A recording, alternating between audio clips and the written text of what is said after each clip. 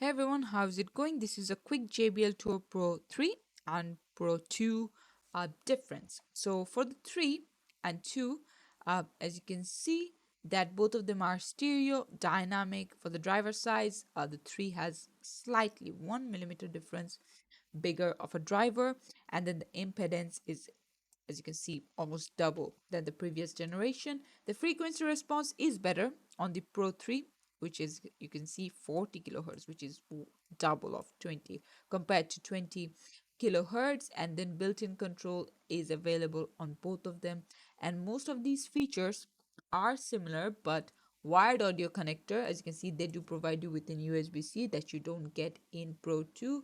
And then it does support Android and iOS, both of them.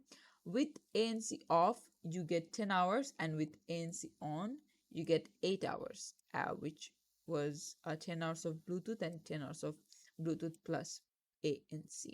Uh, Quick charging, you can see, you can just charge it for 10 minutes and get 3 hours, but the Pro 2 is not given. And then additional runtime in the case, so you can see 30 hours, which is crazy, but the 2 does have 40 hours. I think that is because of the lacking, what do you call it, yeah, lacking features. That could be it.